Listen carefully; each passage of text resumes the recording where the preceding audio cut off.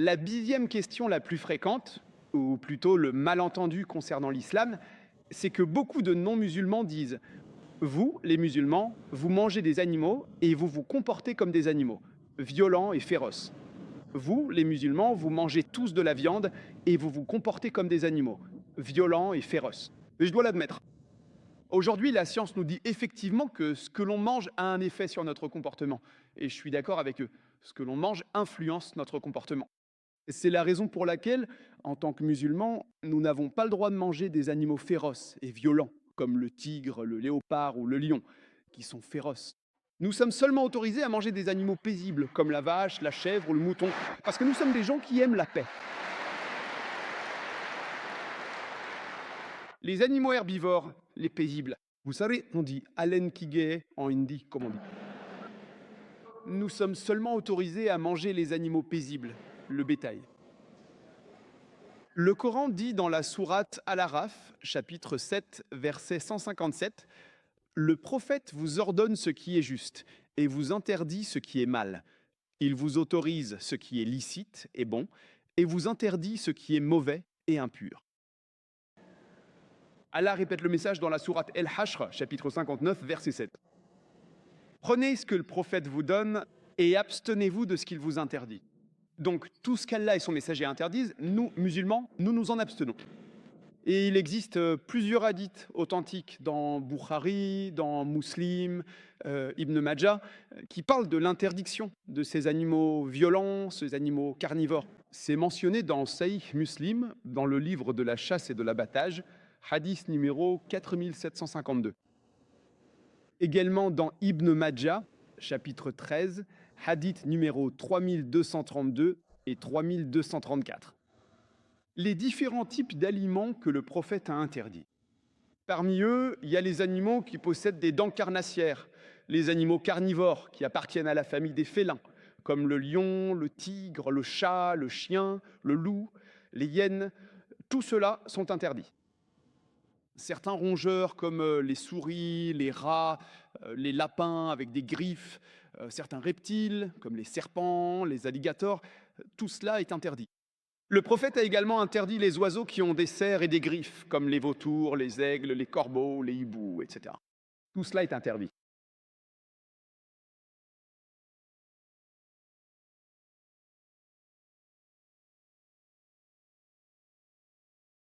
Bonjour, docteur Zakir Naik. Je m'appelle Mahendra Kumar, j'ai un MBA et je travaille pour Thomas Cook au port. Ma question concerne les aliments non végétariens. C'est autorisé en islam. Les animaux sont des êtres vivants. Alors, ne pensez-vous pas que c'est de la violence? Et ma deuxième question est, est-ce obligatoire en islam de manger de la viande? Et est-ce qu'une personne totalement végétarienne peut suivre l'islam? Frère Maïs Koumar a posé une très bonne question. Il a dit qu'en islam, on consomme de la viande, on tue des animaux. Pourquoi l'islam autorise-t-il à tuer des êtres vivants? Et un musulman peut-il être totalement végétarien? Frère, avant de répondre à la question, je voudrais vous dire qu'un musulman peut être un très bon musulman, même en étant totalement végétarien. Il n'est pas obligatoire en islam de manger de la viande. C'est pas obligatoire. Mais puisqu'Allah dit dans le Coran et donne la permission à une personne de consommer de la viande, dans la sourate Al-Maïda, chapitre 5, verset 1, il est dit « Mangez des animaux à quatre pattes qui vous ont été rendus licites ». Il est mentionné dans la sourate An-Nahl, chapitre 16, verset 5, que vous pouvez manger la viande du bétail. Il est mentionné dans la sourate Al-Mu'minun, chapitre 23, verset 21. Dans le bétail, nous vous donnons une boisson bénéfique pour l'humanité, et de leur viande, vous pouvez manger. Donc, lorsque Dieu Tout-Puissant vous donne la permission de manger la viande des animaux licites, pourquoi ne le ferions-nous pas? Venons-en maintenant à la raison logique pour laquelle l'islam permet de consommer de la viande. Si l'on analyse, la viande est riche en protéines. Le corps humain a besoin de 23 acides aminés, dont 8 ne sont pas produits par l'organisme. Ils doivent être apportés par l'alimentation extérieure, ce qu'on appelle les acides aminés essentiels. Or, ces 8 acides aminés essentiels ne se trouvent jamais tous ensemble dans un aliment d'origine végétale. Ils ne sont présents que dans les aliments d'origine animale. Ainsi, la viande est plus nutritive que les légumes. De plus, si l'on observe la dentition des animaux herbivores, comme la vache, la chèvre ou le mouton, ils ont des dents plates. Ils ne mangent que des végétaux. Ils ne consomment pas de viande. Si l'on analyse la dentition des animaux carnivores, comme le tigre, le léopard ou le lion, ils ont des dents pointues. Ils possèdent des canines développées. Ils ne mangent que de la viande. Ils ne touchent pas aux végétaux. Si vous observez la dentition des êtres humains, et si vous allez devant un miroir, vous verrez que nous, les humains, avons à la fois des dents plates et des dents pointues. Si Dieu Tout-Puissant voulait que nous ne mangions que des végétaux, pourquoi nous a-t-il donné ces canines? Pourquoi nous a-t-il donné ces dents pointues? Dans quel but? C'est donc tout à fait naturel de manger de la viande, de consommer des aliments d'origine animale. De plus, si l'on analyse le système digestif de l'être humain et qu'on le compare à celui des animaux herbivores, comme la vache, la chèvre ou le mouton, eux ne peuvent digérer que des végétaux.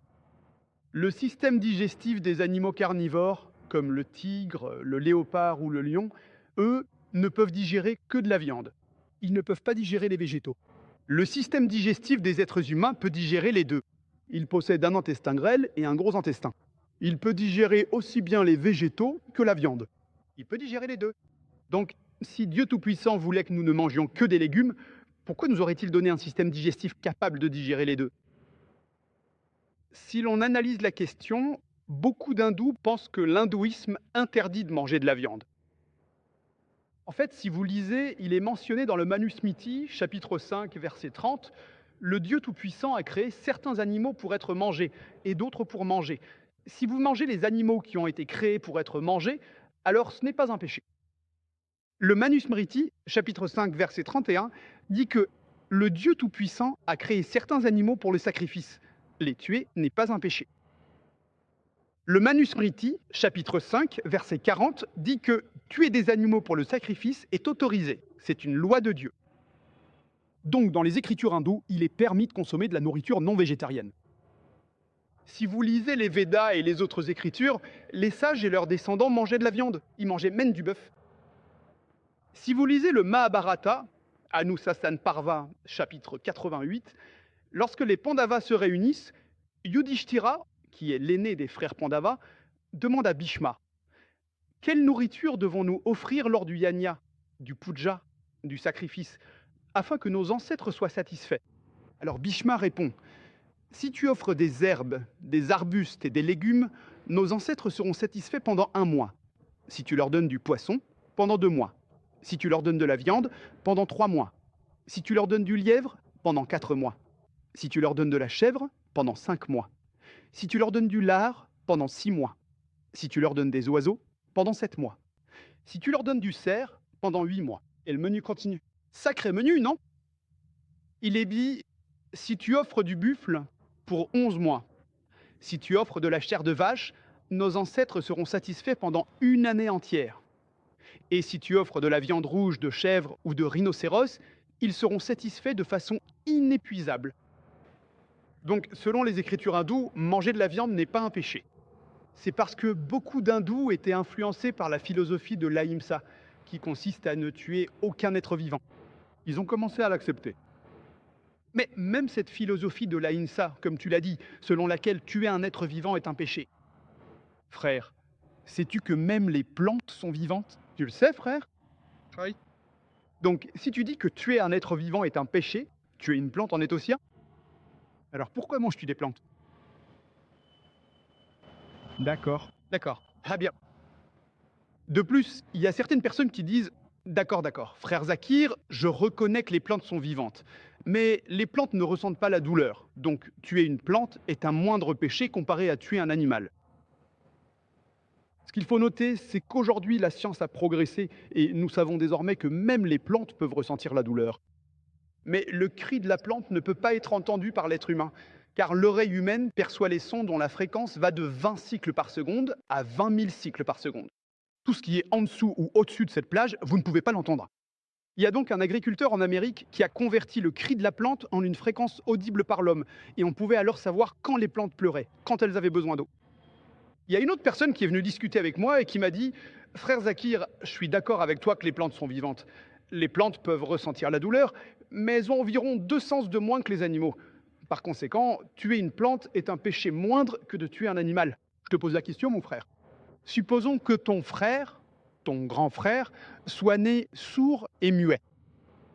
Après qu'il ait grandi, si quelqu'un vient et le tue, est-ce que tu iras dire au juge, Monseigneur, donnez au meurtrier une peine moins lourde parce que mon frère avait 2 sens en moins, il ne pouvait pas entendre, il ne pouvait pas parler? Est-ce que tu dirais ça? En réalité, tu dirais, donnez au meurtrier une double peine. Il ne pouvait pas entendre, il ne pouvait pas parler. Mon frère était masoum, il était innocent. Donc en islam, ça ne fonctionne pas comme ça avec 2 sens ou 3 sens. Le Coran dit dans la sourate Al-Baqarah, chapitre 2, verset 168, « Mangez des bonnes choses que nous vous avons accordées. » Donc la nourriture est halal, qu'elle est taïb pour toi, tu peux la consommer. Et d'ailleurs, personnellement, ça ne pose aucun problème si les non-musulmans ne mangent pas de viande. Ça ne me pose aucun problème. C'est seulement s'ils me disent que manger de la viande est un péché, un crime, que là je réponds. Sinon, si les non-musulmans en Inde ne mangent pas de viande, c'est même avantageux pour moi. Si tous les non-musulmans en Inde se mettaient à manger de la viande, alors les prix du mouton et du bœuf augmenteraient. Ce serait plus cher pour moi d'en consommer.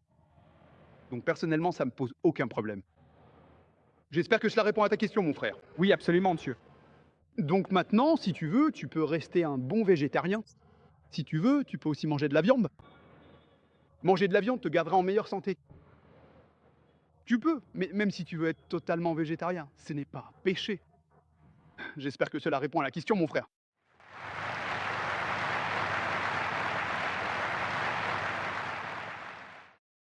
Monsieur, vous avez dit qu'il était mal de tuer des animaux sans nécessité, c'est-à-dire pour des produits ciblés, etc. Donc, de nos jours, un homme peut mener une vie très confortable et saine en étant végétarien. Pensez-vous donc qu'il est mal de tuer un animal simplement pour satisfaire nos papilles gustatives? Frère Prasanna a posé une très bonne question, une question très pertinente par rapport au sujet. Quand j'ai dit qu'il ne fallait pas tuer d'animaux, ce sont des créatures vivantes, sauf si c'est pour se nourrir. On ne peut pas cibler les bactéries. Alors pourquoi les musulmans tuent-ils? On peut mener une vie saine, selon lui, en tant qu'étudiant en médecine. Alors pourquoi tuer les animaux uniquement pour le goût? Frère, premier point, un musulman peut être un très bon musulman même en étant totalement végétarien. Il n'y a aucun verset dans le Coran ou dans les hadiths qui dit qu'il est obligatoire, farde, de manger de la viande ou des produits animaux. Vous pouvez être un très bon musulman en étant totalement végétarien. Mais Allah, gloire à lui, dit dans le Coran, dans la sourate Al-Maïda, chapitre 5, verset 1, « Vous pouvez consommer tous les animaux qui vous sont licites, tous les quadrupèdes qui vous sont permis, à l'exception de ceux qui sont nommés. » Allah a dit dans la sourate An-Nahl, chapitre 16, verset 5, que Dieu Tout-Puissant a créé les animaux pour vous, afin que vous puissiez manger leur viande. Allah a dit dans la sourate Al-Mu'minun, chapitre 23, verset 21, qu'en vérité, il y a un signe pour vous dans le bétail. Parmi leurs corps, vous obtenez du lait à boire et vous en tirez aussi de la chaleur. Et vous pouvez manger leur viande. Donc, puisque le Créateur, Dieu Tout-Puissant, nous donne la permission de consommer cette viande, pourquoi ne le ferions-nous pas? Pour en venir maintenant à votre argument concernant cette viande, vous qui êtes étudiant en médecine, moi aussi, je suis médecin, j'ai obtenu mon diplôme de médecine. Et comme vous êtes étudiant en médecine, vous avez peut-être appris, je ne sais pas en quelle année vous êtes, même en première année, vous avez peut-être vu qu'il existe certains acides aminés qui ne sont pas synthétisés par le corps. Ce sont ce qu'on appelle les acides aminés essentiels. Il y a 8 acides aminés. Or, ces acides aminés essentiels doivent être apportés par l'alimentation extérieure. Si vous ne les consommez pas dans votre alimentation, cela peut nuire à votre organisme. Aucun légume sur Terre ne vous apporte les 8 acides aminés essentiels. Aucun légume. Le seul aliment qui vous fournit les 8 acides aminés essentiels, c'est la viande, le poisson, les aliments d'origine animale. La viande est riche en protéines, riche en vitamines, riche en fer, c'est sain. Mais je sais aussi que si vous le souhaitez, vous pouvez rester en bonne santé même en vous abstenant de consommer des produits d'origine animale. C'est possible. À condition d'avoir une alimentation adaptée, de faire des contrôles, etc. C'est possible. Je dis pas que vous pouvez pas rester en bonne santé. Mais si cet aliment est sain, pourquoi s'en priver? La raison que donnent les gens, c'est que l'on fait du mal aux animaux. Mais on y reviendra plus tard. Maintenant, si vous analysez la dentition des animaux herbivores, comme la vache, la chèvre, le mouton, ils ont des dents plates. Ils ne mangent que des végétaux. Ils ne toucheront jamais à la viande. Jamais. Si vous analysez la dentition des animaux carnivores, comme le tigre, le léopard, le lion, ils ont des dents canines. Ils ont des dents pointues. Ils ne mangent que de la viande. Ils ne mangent jamais d'herbe. Si vous analysez la dentition de l'être humain, si vous allez vous regarder dans un miroir, si je vais me regarder dans un miroir, on constate que Dieu Tout-Puissant nous a donné à la fois des dents plates et des dents pointues. Si Dieu Tout-Puissant voulait que nous mangions uniquement des légumes, pourquoi nous a-t-il donné des dents canines? Maintenant, tu es étudiant en médecine. Les dents canines servent à manger de la viande. Donc cela prouve que Dieu Tout-Puissant nous a permis de manger des aliments non végétariens. De plus, le système digestif des animaux herbivores, comme la vache, la chèvre, le mouton, ne leur permet pas de digérer la viande. Ils ne peuvent digérer que des végétaux. Le système digestif des animaux carnivores, comme le tigre, le léopard, le lion, ne peut digérer que la viande. Ils ne peuvent pas digérer les végétaux. Mais le système digestif de l'être humain, toi qui es étudiant en médecine, tu sais bien que nous pouvons digérer aussi bien les aliments non végétariens que végétariens. Les légumes aussi, la viande aussi, même la viande. Si Dieu Tout-Puissant voulait que nous mangions uniquement des légumes, pourquoi nous a-t-il donné un système digestif qui nous permet de digérer les deux? Mais naturellement, nous l'avons bien. Venons-en maintenant à votre question. Il y a une idée reçue parmi les hindous selon laquelle les écritures hindoues ne leur permettent pas de consommer de la viande. J'ai cité le Coran. Si tu lis les écritures hindoues, mon frère, si tu lis le Manusmriti, chapitre 5, versets 30 à 31, il est dit que si tu manges la chair des animaux destinés à être mangés, tu ne commets pas de péché. Parce que Dieu Tout-Puissant a créé certains animaux pour être mangés et d'autres pour manger. Manusmriti, chapitre 5, verset 31, dit que si tu sacrifies l'animal, tu ne commets pas de péché. Manusmriti, chapitre 5, versets 39 à 40, dit que Dieu Tout-Puissant a créé certains animaux pour être sacrifiés. Donc, si tu tues l'animal destiné au sacrifice, tu ne commets pas un meurtre. Manusmriti, chapitre 5, versets 41 à 42, dit qu'un brahman qui a la connaissance, qui sacrifie un animal en toute connaissance de cause, l'animal va au paradis et le brahman aussi va au paradis. De plus, dans le Rig Veda, livre 10, hymne 27, verset 2, une personne dit « Je pars à la guerre. Quand je reviendrai, prépare pour moi un grand taureau. » De plus, dans le Rig Veda, livre 10, hymne 28, verset 4, il est dit qu'Indra demande qu'on lui prépare des taureaux à manger. Des buffles, des taureaux à manger. Et si vous lisez le Mahabharata, Anushasan Parva, chapitre 88, si vous le lisez, cela est aussi mentionné dans le Manusmriti, chapitre 3, versets 266 et 277. Yudhishthira demande à Bhishma « Que devons-nous offrir lors du yajna, du puja, du sacrifice pour que nos ancêtres soient satisfaits ?» Bhishma répond que si vous offrez des herbes et des arbustes, des légumes, nos ancêtres seront satisfaits pendant 1 mois. Si vous offrez du poisson, ils seront satisfaits pendant 2 mois. Si vous offrez de la viande, ils seront satisfaits pendant 3 mois. Si vous offrez du lièvre ou du lapin, ils seront satisfaits pendant 4 mois. Si vous offrez de la viande de chèvre, ils seront satisfaits pendant 5 mois. Si vous offrez du bacon, pendant 6 mois. Si vous offrez du cerf, pendant 7 mois. Si vous offrez des oiseaux, pendant 8 mois. Et le menu continue. Ceci provient des écritures hindoues. Il est également dit que si vous offrez un buffle, ce sera pour 11 mois. Et si vous offrez une vache, pour 12 mois, et un rhinocéros, de façon inépuisable.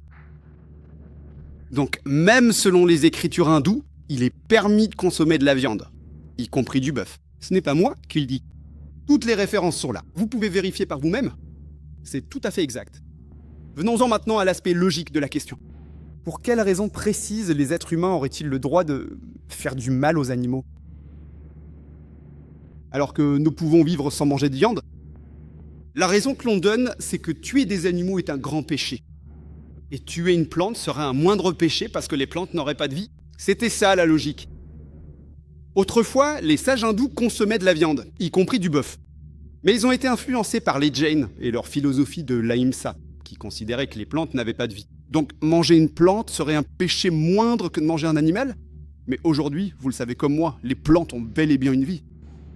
Donc maintenant, la logique a changé. Ils disent « D'accord frère Zakir, nous sommes d'accord. Les plantes ont de la vie, mais une plante ne peut pas ressentir la douleur. Donc tuer une plante serait un péché moindre que tuer un animal. » Aujourd'hui, la science a encore progressé et nous savons maintenant que même les plantes peuvent ressentir la douleur. Les plantes ont un système nerveux.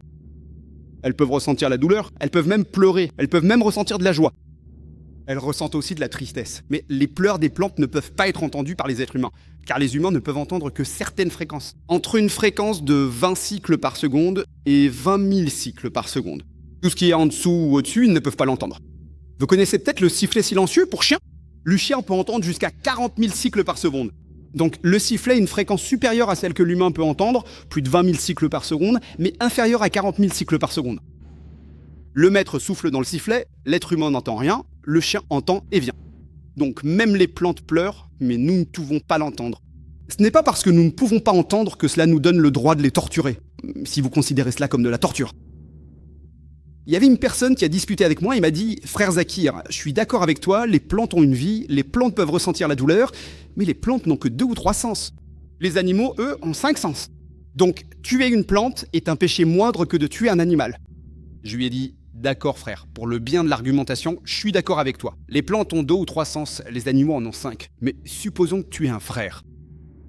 Il est né sourd et muet, il lui manque donc 2 sens. Il ne peut ni parler ni entendre. Quand il grandit, quelqu'un vient et le tue. Alors, iras-tu dire au juge « Oh, monsieur le juge, donnez au meurtrier une peine moins lourde parce que mon frère avait 2 sens en moins ?» Tu lui diras plutôt « Donnez-lui une peine plus sévère. Il était innocent, il était sans péché. Comment a-t-il pu tuer mon frère ?»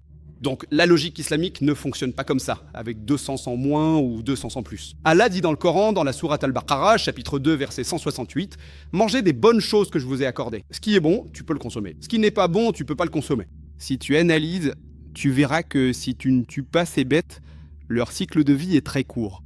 Elles se reproduisent très rapidement. Si tu ne tues pas le bétail pour te nourrir, t'auras un problème de surpopulation de bétail. La vache et la chèvre, elles se reproduisent très vite. Et si un Indien ne veut pas manger de viande, ça me pose aucun problème. Si tu ne veux pas manger de viande, mon frère, il n'y a vraiment aucun souci. Personnellement, ça me va très bien. Parce que si tous les Indiens et les Hindous commencent à manger de la viande, alors le prix de la viande va augmenter. Je m'appelle Ravi et je suis étudiant à l'IIT. Vous avez parlé d'amour.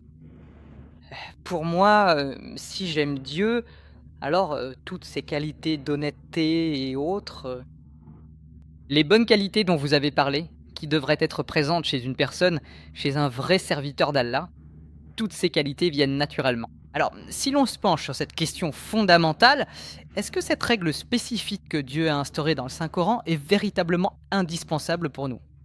Si je ressens un amour profond envers Dieu dans mon cœur, ne serait-ce pas déjà amplement suffisant pour témoigner de toute ma gratitude sincère ou pour glorifier et louer Allah comme il se doit? Le frère a posé la question en hindi. Je vais donner la traduction en anglais. Il a dit que Dieu aime et que lui aussi aime Dieu, que les êtres humains aiment Dieu. Dès que l'on aime Dieu, toutes ces bonnes qualités dont j'ai parlé, comme l'honnêteté, la charité, apparaissent automatiquement. Alors, est-il nécessaire que nous suivions les commandements mentionnés dans le Coran? Est-ce une obligation?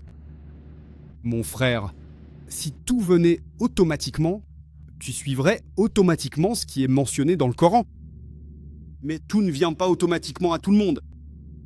Tu comprends? Donc ce que Dieu veut, c'est que si tu aimes ton Créateur, par exemple, je te dis que j'aime ma mère. J'aime ma mère.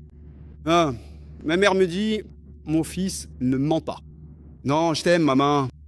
Mais quel est le mal à mentir? Ma mère me dit, apporte-moi un verre d'eau. Maman, je t'aime beaucoup. Mais je n'apporte pas le verre d'eau. Je suis malade, s'il te plaît, apporte-moi des comprimés. Maman, je t'aime beaucoup. Si je n'obéis pas au commandement de ma mère, à quoi sert cet amour? Ça sert à rien, ce ne sont que des paroles en l'air. C'est pourquoi Allah dit dans le Coran, dans la sourate Al-Ankabut, chapitre 29, verset 2, « Il ne suffit pas de dire que vous croyez. Allah vous mettra à l'épreuve. Si vous dites que vous aimez « J'aime Allah », Allah ne vous laissera pas tranquille. Allah vous mettra à l'épreuve. Donc, simplement dire que vous aimez Allah, ou simplement dire « je crois en Allah » ou « je crois en Dieu », Allah vous mettra sûrement à l'épreuve. Cette vie est donc une épreuve. Maintenant, quand vous passez un test, si vous ne connaissez pas les règles et les conditions de l'épreuve, cela posera problème. Par exemple, si vous passez un examen, vous essayez d'abord de savoir quel est le programme de l'examen. Et ensuite, vous étudiez ce programme. Donc, ce qu'Allah a dit, certaines choses sont innées. Je suis d'accord avec vous. Certaines choses, certaines qualités, comme l'honnêteté, la générosité, sont innées. Allah les a mises en nous. Mais il y a beaucoup de choses que nous ne savons pas. Ne pas consommer d'alcool n'est pas inné. Certaines choses, comme la générosité, sont innées. Par exemple, si quelqu'un est torturé, vous ressentez de la peine. Certaines choses sont innées. Ne pas jouer n'est pas inné. Donc certaines choses sont innées, d'autres non. Ce que nous devons faire, c'est suivre les commandements d'Allah, subhanahu wa ta'ala. Comme Allah le dit, cette vie est une épreuve. Donc si vous ne lisez pas les commandements du Tout-Puissant, comment allez-vous réussir cette épreuve? Pourquoi est-ce que je dis de lire le Coran? Parce que c'est le seul livre qui est la révélation du Tout-Puissant et qui est resté dans sa pureté originelle. Selon Sir William Moore, qui est un fervent critique de l'islam, il a été forcé d'écrire. D'abord, il a été contraint, il n'avait pas le choix. Il n'existe aucun livre sur Terre qui soit resté aussi pur que le Coran depuis 12 siècles. Il a dit cela il y a 200 ans. Même en tant que critique, il n'avait pas le choix. Il ne pouvait pas mentir sur ce point. Il devait le dire. Donc, comparé à toutes les autres écritures du Tout-Puissant, Allah subhanahu wa ta'ala a envoyé plusieurs révélations. Parmi elles, vous en connaissez 4 de nom. La Torah, le Zabour, l'Injil et le Coran. La Torah est la révélation, la wahi, qui a été donnée à Moïse, que la paix soit sur lui. Le Zabour est la révélation, la wahi, qui a été donnée à David, que la paix soit sur lui. L'Injil est la révélation, la wahi, qui a été donnée à Jésus, que la paix soit sur lui. Et le Coran est la dernière et ultime révélation, qui a été donnée au dernier et ultime messager, le prophète Mohammed. Sinon, Allah dit dans le Coran, dans la sourate Ar-Ra'd, chapitre 13, verset 38, « Nous avons envoyé une révélation à chaque époque. » Il y a eu beaucoup d'autres révélations envoyées. Avec le temps, elles ont été corrompues. La seule qui soit restée dans sa pureté originelle est le Coran. C'est pourquoi je dis que si vous voulez suivre le véritable commandement d'Allah, suivez ceci. Et si, en tant qu'hindou, vous me demandez comment je peux le prouver, vous devrez venir à ma conférence le dimanche 18 janvier sur les similitudes entre l'hindouisme et l'islam. Assalamu alaikum and good day to all my brothers and sisters. I hope you all be fine and doing good in your life. May the blessings of Almighty be all upon you here and hereafter. Okay, in this particular question answer session, a Muslim lady has a lot of concerns in UK about the Muslims. She said that we are labeled as extremist and fundamentalist, but I'm very sad because when you talk to somebody, when you talk to your kids particularly about the prayers, about the mosque, they think that we are extremists. She said that I'm not an extremist Muslim, I'm not a moderate Muslim, I'm a normal Muslim. So she in fact asked a question that there is a requirement of a party of the Muslim, a faction, party, or a sort of a group in the media cell to represent Muslims community. Dr. Zakir replied to the question with the answer that of course there has to be a sort of a group, a faction of the Muslim community that represents over the media, and the most important thing, it has to be all over the world. It has to be not only all over the world, but it has to be an international, headquarters which coordinates with all the branches in the world. For instance, New Zealand, Australia, Canada, South Africa, United States of America, Brazil. These are the, different countries of the world. The point is, there has to be a headquarter which should have a coordination with all the branches which have offices in the world. Dr. Zakir said that, look at me, my channel, and I recommend you to make your own YouTube channel to represent yourself. And the girl said that there is a problem with the media, particularly in the UK, because they approach and access to individuals rather groups. There are certain groups made over there, but they are not that level effective.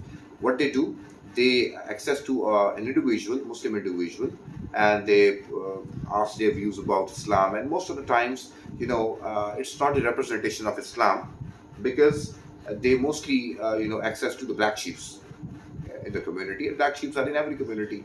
And Dr. Zakir said that you should make your own, satellite channel, YouTube channel. We started back in 21st January 2006. Now we have branches in 125 countries all over the world. So it means by making your own channel, that would be more safe and sound rather than relying on the Western media.